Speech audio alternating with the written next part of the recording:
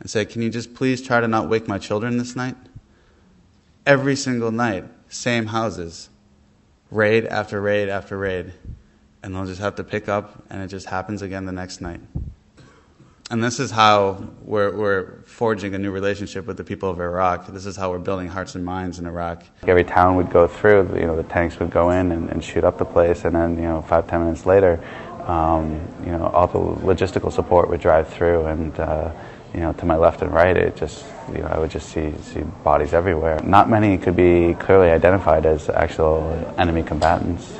You can see why the insurgency has grown, why when I invaded their country in 2003, there actually was no insurgency. It wasn't until I came back the next year that had started.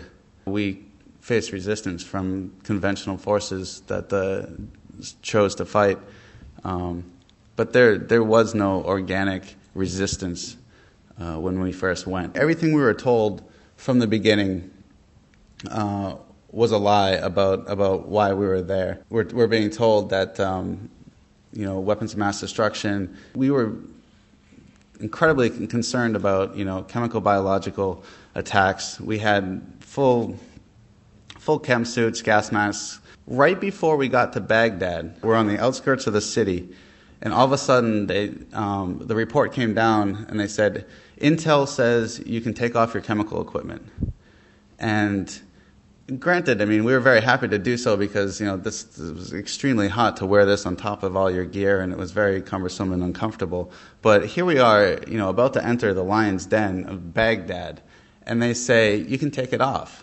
They knew there was no WMDs, and the fact is it was getting too hot, and they were starting to have some real problems with heat casualties. Put away your equipment, everything's okay. It wasn't until I got back and I started to do my own research, and I realized, you want to talk about WMDs, it was the damn munitions we were using.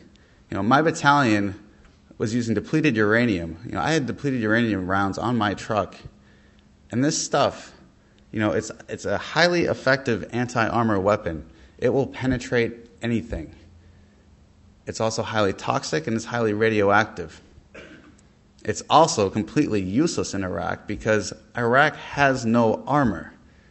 Iraq does not have tanks. And yet we are dumping this munition into their country as we speak, 4 years into this occupation. And this stuff is poisoning not only Iraq. When it hits its target, these particles instantly vaporize and go up into the atmosphere. They've found depleted uranium particles on the skin of spacecraft.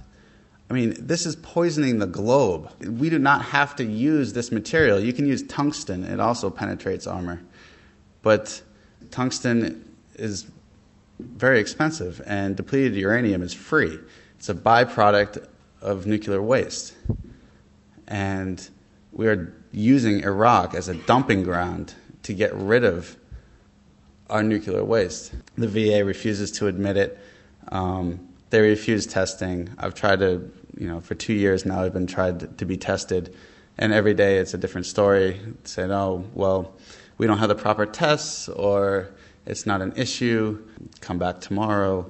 This will absolutely be the Agent Orange of this war. We're supposed to operate under the Geneva Conventions, meaning you can only shoot people under certain conditions. They have to be carrying a weapon or wearing a uniform and be identified as an enemy combatant. Well, at this point, the Army had gone through the day before, and they had said this town was secure. Well, when the Marines came through, we got hit really hard right off the bat. About 18 guys died, and at that point, they just ceased all operations and said, all right, nobody else is going into this city until it's finally secured. At that point, they pulled everyone back. We sat on the outskirts of the city, on the other side of the bridge to Nasiriyah, and that whole night, our tanks went in, and I listened to them raise this city. Tanks, watched the mortars fly overhead, gunships circling the whole night. What I drove through that next morning was just a mass graveyard. We had to drive over human corpses the whole way through the city just to get out. And because they declared that city weapons free. You do not have to be carrying a weapon to be shot. And so they changed the rules of engagement, and we went in, and we shot everything that moved. And it's the same shit that was going on in Vietnam when they declared it, but they just called it a different name. They called it free fire zones. That was an order given from our high command, and in direct violation of the Geneva Conventions.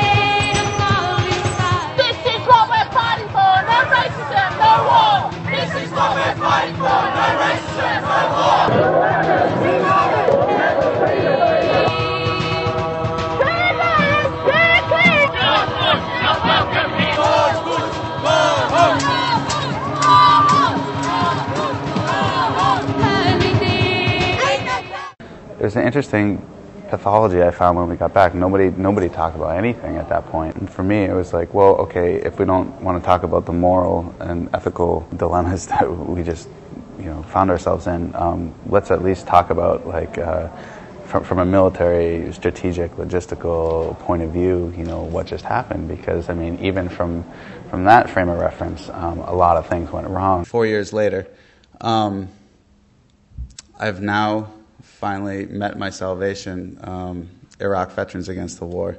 When I got out, it was pretty rough for about a year. I just tried to forget about this war. I even moved to Canada. I just was so irate at the United States foreign policy. I felt I couldn't even live in my own country anymore.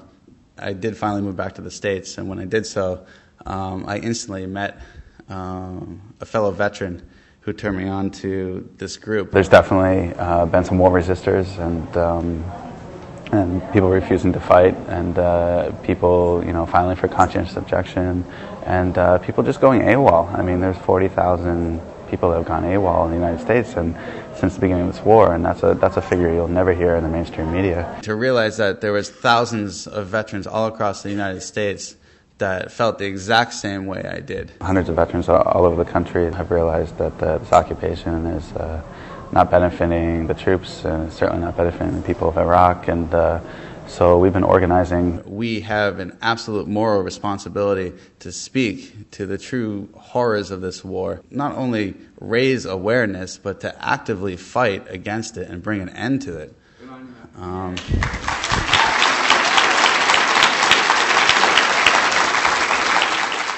There's a movement starting. I can't say that we're at the levels we saw in Vietnam, but are we on track to get there? Absolutely. It took 4 years to even, get Vietnam on the radar for protests back in the States, and we actually, historically speaking, are ahead of the game in that aspect. We're looking at the Vietnam experience and trying to take a page, directly from the history books. We really have shifted our focus to active duty service members and hoping to produce the movement that we saw in Vietnam with this mass level of resistance. The Democrats in America have absolutely betrayed us. They have no backbone whatsoever in standing up to this administration. In the end, the Democrats have done us a favor, and as they truly finally expose themselves, maybe there's some hope in that America is really awakening to the fact that these people have betrayed them, and they're not about ending the war. There is little difference, if any,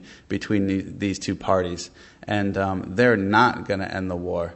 And yes, it took 4 years, but finally we're at a point where 70% of America is against this war. We're stepping up and recognizing that we need to take that public sentiment and turn it into something tangible. And looking outside of the political spectrum, to directly speaking to active duty members. The Vietnam War, unlike the myth, did not end